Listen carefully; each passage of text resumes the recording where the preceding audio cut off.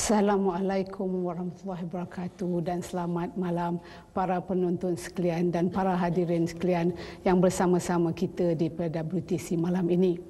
Malam ini kita akan membincangkan satu topik yang penting iaitu mengenai transformasi ekonomi negara. Pada 10 hari bulan Jun yang lalu, Yang Amat Berhormat Perdana Menteri telah melancarkan rancangan Malaysia yang ke-10. Rancangan Malaysia yang ke-10 ini mengandungi transformasi ekonomi kita, iaitu ingin menjadikan ekonomi kita kepada ekonomi yang berpendapatan tinggi. Transformasi ekonomi ini adalah salah satu daripada tonggak dan ataupun asas kepada perubahan ekonomi dan negara kita. Di atas ataupun yang bumbung yang paling penting adalah konsep Satu Malaysia. Konsep Satu Malaysia ini didukung oleh dua tonggaknya, iaitu transformasi sektor awam dan juga transformasi ekonomi. Dan ianya dilakukan atau diperkenalkan dalam rancangan Malaysia ke-10 dan rancangan Malaysia yang ke-11. Jadi malam ini kita ingin mengurai lebih lanjut apakah maksud transformasi ekonomi. Bersama-sama saya malam ini, kita ada 3 pakar yang akan membantu kita untuk membincangkan dan menghuraikan lebih lanjut konsep ini. Biarlah saya perkenalkan tetamu kita malam ini. Yang pertama yang paling ujung ialah ada Profesor Dr. Raja Rahsia. Beliau ialah Dekan Fakulti Ekonomi dan Pentadbiran Universiti Malaya. Yang di tengah saya adalah sahabat saya, Dr. Hassan Mat. Beliau adalah Setiausaha Agung Majlis Perundingan Melayu, dan yang paling dekat dengan saya, yang memang saya selalu bersama-sama beliau di berbagai forum, ialah Datuk David Chua, Setiausaha Agung Gabungan Dewan Perniagaan dan Perindustrian Cina Malaysia. Selamat datang ke forum kita malam ini, iaitu ini adalah forum rancangan Malaysia ke-10 siri yang kedua.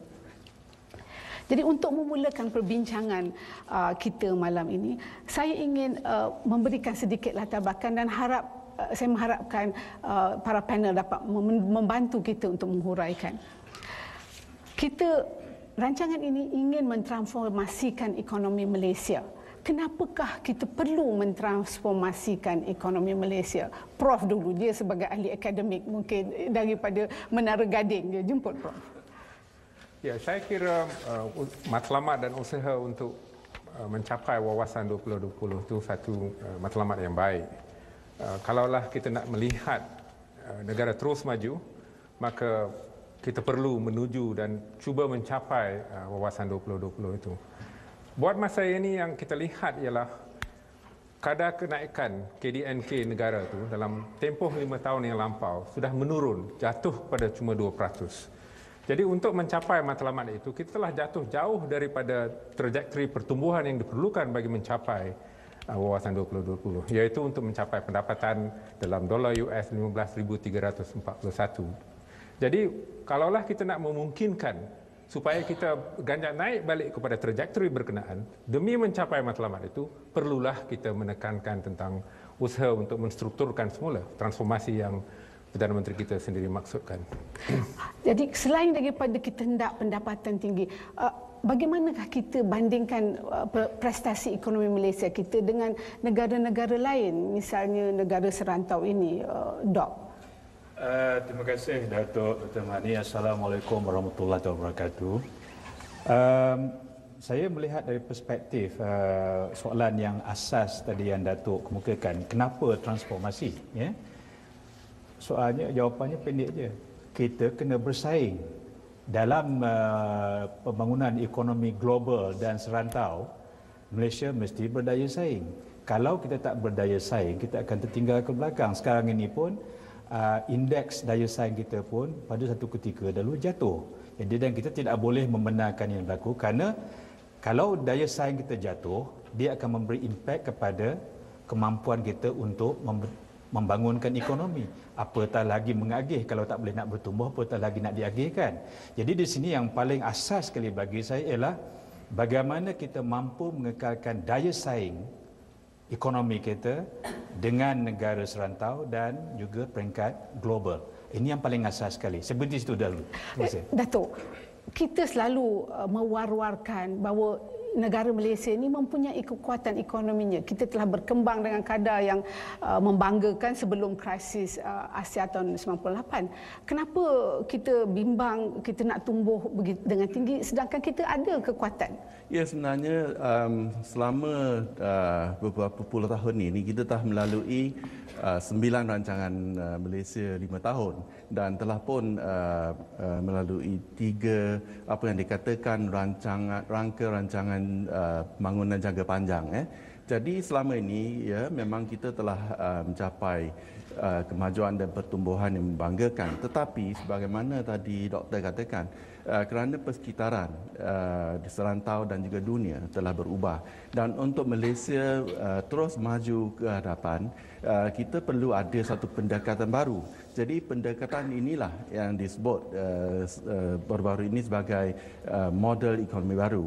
Kerana kita perlu ada satu anjakan baru supaya kita dapat terus mempertahankan dan memantapkan perkembangan ekonomi.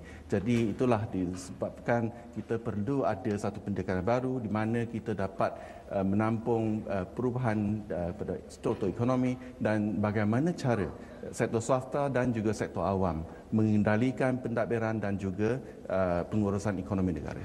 Prof, bagaimana negara-negara lain boleh bergerak dengan begitu jauh ke hadapan daripada kita? Adakah mereka menggunakan model yang kita gunakan atau ke cara lain? Datuk Dr. Mahathir, kalau kita perhatikan kedudukan ekonomi negara Korea, Singapura dengan Taiwan, satu ketika dulu pendapatan per kapita negara mengatasi pendapatan per kapita Korea dengan Taiwan. Yang ini memang dimasukkan dalam RMK 10, perangkaan berkenaan. Buat masa ini, pendapatan per kapita negara-negara itu telah naik jauh, mendahului pendapatan per kapita negara ini. Saya kira itu juga merupakan antara sebabnya mengapa adanya usaha untuk mengaturkan rancangan demi menangkap semula untuk merapatkan lagi jurang dengan pendapatan per kapita negara-negara berkenaan. Tentang persoalan yang diajukan oleh Prof. Pengerusi ini, saya ingin nyatakan bahawa dasar yang digunakan oleh negara Korea dengan Taiwan satu ketika tidaklah begitu berbeza dengan dasar pandangan timur, ke timur yang diperkenalkan oleh Tun Dr. Mahathir. Cuma yang berbeza daripada mereka ialah apakah kita mempunyai cuba melancarkan mekanisme supaya cuma syarikat-syarikat yang memperlihatkan daya saing di pentas ekonomi dunia terus berkembang maju. Di sana mereka adanya mekanisme yang dinilai, kemudian yang diawasi dan kemudian adanya penilaian semula juga supaya mereka yang kita sifatkan sebagai penikmat percuma tidaklah diteruskan. Apakah kita mengamalkan dasar-dasar seperti itu? Dalam pemahaman saya, kita kurang menggunakan sebenarnya. Dari konsepnya, dari prinsipnya, saya kira apa yang Tun Dr. Mahathir cuba lancarkan adalah sesuatu yang saya suka dan adalah sesuatu yang memang menjurus kepada dasar yang telah diperkenalkan oleh negara-negara yang berjaya itu. Jadi cuma yang berbeza bagi saya yang lain daripada negara-negara berkenaan ialah apakah kita sama-sama menurutinya, sama-sama kita sertakannya dengan dasar-dasar untuk memastikan cuma syarikat-syarikat yang berjaya terus disokong. Dalam konteks itu saya bukanlah menolak, sama sekali saya tidak menolak penggunaan subsidi umpamanya. Sebab dari segi pengertian subsidi ini, kita ada implicit subsidi dan yang diberi terus secara langsung. Yang diberi secara langsung termasuklah kawalan harga, termasuk makanan dan sebagainya harganya yang dikawal, termasuklah geran yang diberi kepada syarikat. Yang implisit itu kita juga masukkan galakan yang diberi kepada mereka kerana kita hendakkan syarikat kita untuk mengekspor, bertanding, bersaing dalam pasaran sedunia. Kita beri itu sebagai dorongan. Yang itu juga diberi oleh negara-negara berkenaan. Cuma yang kurang berlaku bagi saya ialah apabila terdapatnya, dan dalam konteks itu ada juga kes-kes yang gagal di negara-negara itu, di negara Korea dan Taiwan. Begitu juga